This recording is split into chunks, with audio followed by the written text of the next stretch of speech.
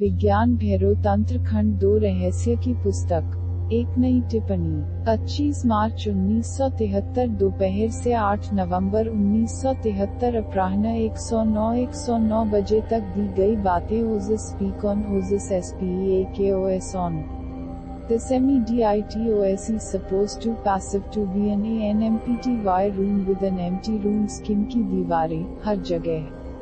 Scheme की दीवारों के साथ एक एम्प्टी रूम बनाने के लिए अपने पैसिम को सुपरपोज करें, लेकिन अंदर सब कुछ खाली। यह सबसे खूबसूरत तकनीकों में से एक है। बस एक ध्यान मुद्रा में बैठें, आराम से, अकेले, अपनी रीढ़ की हड्डी सीधी और पूरा शरीर शिथिल, जैसे कि पूरा शरीर रीढ़ की हड्डी पर लटका हुआ है। फिर आंखें बंद कर लें, कुछ क्षणों के लिए आराम महसूस करते हुए।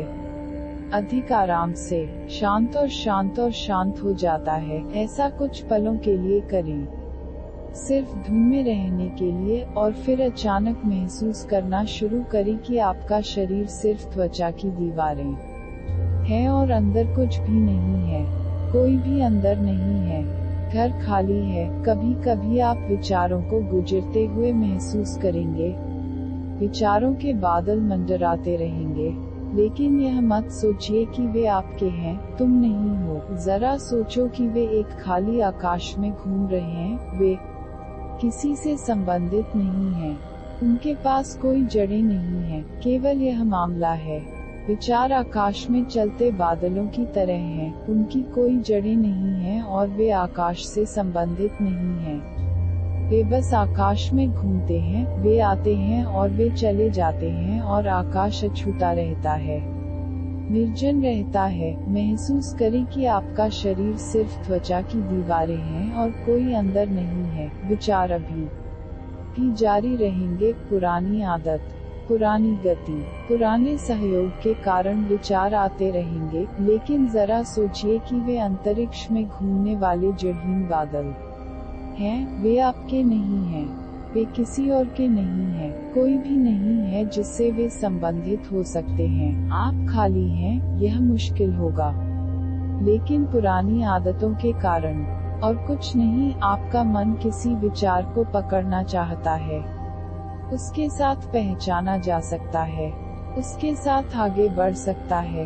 उसका आनंद ले सकता है, उसमें लिप्त हो सकता है। विरोध, सिर्फ यह कहना कि भोगने वाला कोई नहीं है, लड़ने वाला कोई नहीं है, इस विचार से कोई कुछ करने वाला नहीं है। कुछ दिनों के भीतर, कुछ सप्ताह, विचार धीमा हो जाएंगे। वे कम और कम हो जाएंगे। बादल गायब होने लगेंगे, या अगर वे आते हैं, तब भी बादल रहित आकाश के महान अंतराल होंगे जब कोई विचार नहीं होगा। एक विचार पास होगा, फिर दूसरा कोई अवधि के लिए नहीं आएगा, फिर दूसरा आएगा और फिर एक अंतराल आएगा। उन अंतरालों में आपको पहली बार पता चलेगा कि शून्यता क्या है, और इसकी बहुत झलक आपको ऐसे गहरे आनंद से भर देगी जिसकी आप कल्पना नहीं कर सकते। इसके बारे में कुछ भी कहना मुश्किल है, क्योंकि जो भी भाषा में कहा गया है वह आपको संदर्भित करेगा, और आप वहां नहीं होंगे। अगर मैं कहूँ कि आप खुशियों से भर जाएंगे तो यह बकवास होगा। तुम नहीं रहोगे, तो मैं कैसे कह सकता हूँ कि तुम आनंद से भर जाओगे? खुशी तो होगी ही, बस आपकी त्वचा की 4 दीवारों के भीतर खुशी होगी, कंपन, लेकिन आप वहां नहीं होंगे। एक गहरी चुप्पी तुम्हारे ऊपर उतरेगी, क्योंकि अगर तुम नहीं हो तो कोई भी अशांति पैदा नहीं कर सकता। आप हमेशा यह सोचते रहते हैं कि कोई और आपको परेशान कर रहा है। सड़क पर ट्रैफिक का शोर, आपके आसपास खेल रहे बच्चे, किचन में काम करने वाली पत्नी, कोई आपको परेशान कर रहा है। कोई भी आपको परेशान नहीं कर रहा है। आप अशांति का कारण हैं, क्योंकि आप वहां हैं। कुछ भी आपको परेशान कर सकता है। यदि आप वहां नहीं हैं, तो अशांति आएगी और बिना छुए खालीपन से गुजरेगी। आप वहां हैं, बहुत ही मार्मिक। एक घाव, कुछ भी तुरंत आपको चोट पहुंचाता है। मैंने एक वैज्ञानिक कहानी के बारे में सुना है। यह तीसरे विश्व युद्ध के बाद हुआ कि सभी मृत थे। अब पृथ्वी पर कोई नहीं था, केवल पेड़ और पहाड़ियाँ थीं। एक बड़ा पेड़ एक महान शोर बनाने के लिए सोचा था, जैसा कि अतीत में बनाता था। यह एक बड़ी चट्टान से नीचे गिर गया। इसने वह सब कुछ किया जो संभव था, लेकिन कोई शोर नहीं था, क्योंकि शोर के लिए तुम्हारे कानों की जरूरत है। ध्वनि की तुम्हारे कानों को जरूरत है। यदि आप वहाँ नहीं हैं, तो ध्वनि पैदा नहीं की जा सकती। यह असंभव है। मैं यहाँ बोल रहा हूँ, मैं ध्वनि कर रहा हूँ क्योंकि आप यहाँ हैं। यदि कोई यहाँ नहीं है, तो मैं बोलने जा सकता हूँ, लेकिन ध्वनि पैदा नहीं की जा सकती। लेकिन मैं इसे खुद बना सकता हूँ, क्योंकि मैं खुद इसे सुन सकता हूँ। यदि कोई सुनने वाला नहीं है, तो ध्वनि नहीं निकाली जा सकती, क्योंकि ध्वनि आपके कानों की प्रतिक्रिया है। यदि पृथ्वी पर कोई नहीं है, तो सूर्य उदय होगा, लेकिन यह प्रकाश पैदा नहीं कर सकता है। यह बेतुका लगता है, हम इसकी कल्पना नहीं कर सकते, क्योंकि हम हमेशा सोचते हैं कि सूर्य उदय होगा और प्रकाश होगा। आपकी आँखों की जरूरत है। आपकी आँखों के बिना सूरज प्रकाश पैदा नहीं कर सकता। यह बढ़ सकता है, लेकिन यह निरर्थक होगा, क्योंकि किरणें शून्यता में गुजरेगी। ऐसा कोई नहीं होगा जो प्रतिक्रिया दे सके और जो कह सके कि यह प्रकाश है। प्रकाश तुम्हारी आँखों की घटना है। आप प्रतिक्रिया दे। ध्वनि आपके कानों की घटना है। आप प्रतिक्रिया दे। आपको क्या लगता है? बगीचे में एक गुलाब है, लेकिन अगर कोई नहीं गुजरता है, तो क्या इत्र होगा? एक गुलाब अकेले इत्र नहीं बना सकता है। असंभव। आपको और आपकी नाक की जरूरत है, किसी को प्रतिक्रिया और व्याख्या करने के लिए कि यह इत्र है, यह गुलाब इत्र है। हालांकि एक गुलाब की कोशिश करता है। एक नाक के बिना यह बिल्कुल भी गुलाब नहीं होगा। सड़क पर अशांति वास्तव में नहीं है। यह आपके अहंकार के भीतर है। आपका अहंकार प्रतिक्रिया करता है और कहता है कि यह एक गड़बड़ी है। यह तुम्हारी व्याख्या है। कभी कभी एक अलग मूड में आप इसका आनंद ले सकते हैं, फिर इसमें गड़बड़ी नहीं होगी। आप एक अलग मूड में इसका आनंद ले सकते हैं, और फिर आप कहेंगे, यह सुंदर है, क्या संगीत है। लेकिन एक उदास क्षण में भी संगीत एक अशांति बन जाएगा। लेकिन अगर आप वहाँ नहीं हैं, तो बस जगह, खालीपन है। न तो अशांति हो सकती है और न ही संगीत। चीजें सिर्फ तुम्हारे पास से गुजरेगी, किसी का ध्यान नहीं, क्योंकि अस्थिर। प्रतिक्रिया करने के लिए कोई घाव नहीं है। प्रतिक्रिया देने वाला कोई नहीं है। अहंकार भी पैदा नहीं होगा। इसे ही बुद्ध निर्वाण कहते हैं, और यह तकनीक आपकी मदद कर सकती है। स्किन एमपीटी की दीवारों के साथ एक अतिरिक्त कक्ष के लिए अपने संभावित फॉर्म को अपडेट करें। निष्क्रिय अवस्था में बैठें। निष्क्रिय, कुछ भी न करते हुए, क्योंकि जब भी आप कुछ करते हैं तो कर्ता अंदर आता है। वास्तव में कोई कर्ता नहीं है, केवल करने के कारण आप कल्पना करते हैं कि एक है। इसके कारण ही बुद्ध कठिन है। केवल भाषाई रूपों के कारण ही समस्याएं पैदा हुई हैं। हम कहते हैं एक आदमी चल रहा है।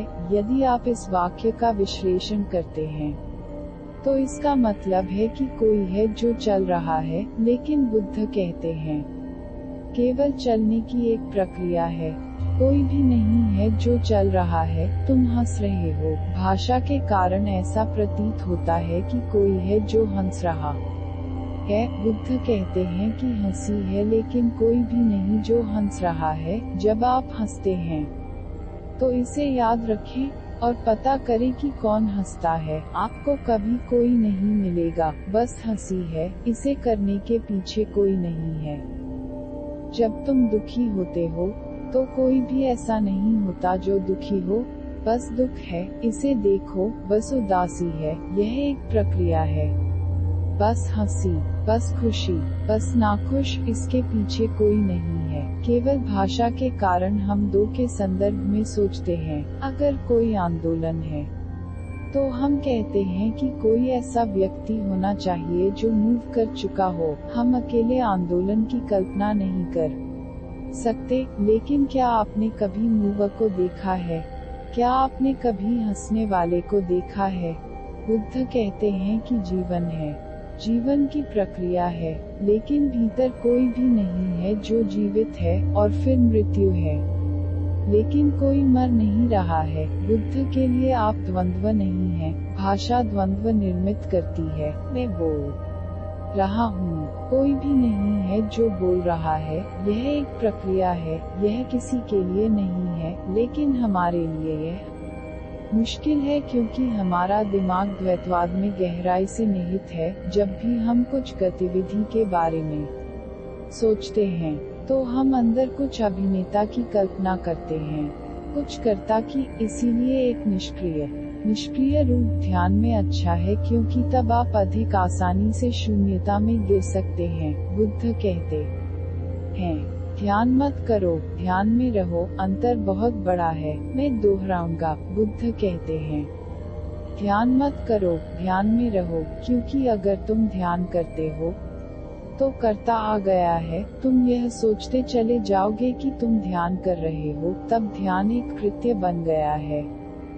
बुद्ध कहते हैं, ध्यान में रहो, इसका मतलब है कि पूरी तरह से निष्क्रिय हो जाओ, कुछ मत करो, और यह मत सोचो कि कोई करता है। इसलिए कभी कभी जब कर्ता करने में खो जाता है, तो आप अचानक प्रसन्नता का अनुभव करते हैं। यह आता है क्योंकि तुम एक हो गए हो। एक नर्तक के साथ एक क्षण आता है जब नृत्य नर्तक के ऊपर से गायब हो जाता है, फिर अचानक आशीर्वाद, एक आकस्मिक धड़कन, अचानक परमानंद होता है, वह अज्ञात आनंद से भर जाता है। क्या हुआ है? केवल करने वाला ही रहा और कर्ता कोई और नहीं था। युद्ध मोर्चे पर सैनिकों को कभी कभी बहुत गहरे आनंद की प्राप्ति होती है। गर्भधारण करना मुश्किल है क्योंकि वे मृत्यु के इतने करीब हैं, किसी भी समय वे मर सकते हैं। शुरुआत में यह उन्हें भयभीत करता है, वे डर से कांपते हैं, लेकिन आप लगातार हर दिन कांपना और डरना जारी नहीं रख सकते। व्यक्ति आदी हो जाता है, कोई मृत्यु को स्वीकार कर लेता है, फिर भय मिट जाता है, और जब मृत्यु इतनी निकट होती है और किसी भी गलत हरकत से आप तुरंत मर सकते हैं, कर्ता को भुला दिया जाता है और केवल कर्तव्य रह जाता है, केवल करना शेष रह जाता है, और किसी को करने में इतना गहरा होना चाहिए कि कोई याद ही न कर सके कि मैं हूँ, वह मैं हूँ। परेशानी पैदा करेगा,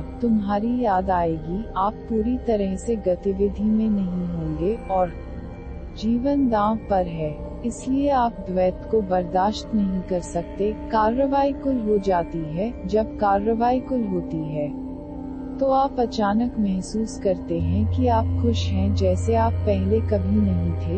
योद्धाओं ने खुशी के बहुत गहरे चरणों को जाना है जो सामान्य जीवन आपको नहीं दे सकता है। यही कारण है कि युद्ध इतना आकर्षक है, और यही कारण है कि KSHATRYYS योद्धाओं ब्राह्मणों की तुलना में अधिक मोक्ष प्राप्त कर चुके हैं, क्योंकि ब्राह्मण हमेशा सोच विचार कर रहते हैं, बहुत मानसिक गतिविधि। 24 जैन तीर्थंकर, राम कृष्ण बुद्ध सभी के SHATRYYAS योद्धा थे। वे सर्वोच्च शिखर को प्राप्त कर चुके हैं। किसी भी व्यवसाय को कभी भी उस शिखर पर पहुंचने के लिए नहीं सुना गया है। वह इतनी सुरक्षा में रहता है कि वह दोहरे होने का जोखिम उठा सकता है। वह जो भी कर रहा है, वह कुल कभी नहीं है। लाभ कुल गतिविधि नहीं हो सकती। आप इसका आनंद ले सकते हैं,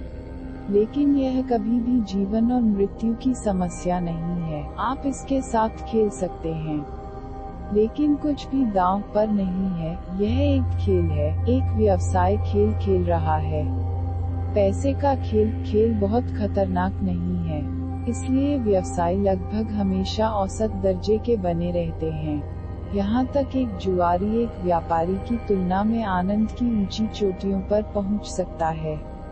क्योंकि एक जुआरी खतरे में चला जाता है, वह सब कुछ हासिल करता है जो उसे मिला है, कुल हिस्सेदारी के उस क्षण में कर्ता खो गया है। यही कारण हो सकता है कि जुआ इतना आकर्षक है, युद्ध इतना आकर्षक है। जहाँ तक मैं समझता हूँ, जो कुछ भी अपील कर रहा है, उसके पीछे कहीं परमानंद होना चाहिए, कहीं अज्ञात का संकेत, कहीं पर छिपे हुए जीवन के गहरे रहस्य की झलक, अन्यथा कुछ भी आकर्षक नहीं हो सकता है। सकारात्मकता। ध्यान में आप जो भी आसन करते हैं वह निष्क्रिय होना चाहिए। भारत में हमने सबसे निष्क्रिय आसन विकसित किया है, जो कि सबसे निष्क्रिय आसन है, वह है सिद्धासन। और इसका सौंदर्य यह है कि इस सिद्धासन मुद्रा में जैसे बुद्ध बैठते हैं, शरीर निष्क्रिय अवस्थाओं में सबसे गहरे में होता है। लेटते हुए भी तुम इतने निष्क्रिय नहीं हो, सोते हुए भी आपका आसन इतना निष्क्रिय नहीं है, यह सक्रिय है। एक SIDDHASANA इतना निष्क्रिय क्यों है? कई कारणों से इस आसन में शरीर को बंद किया जाता है। शरीर में एक विद्युत चक्र होता है।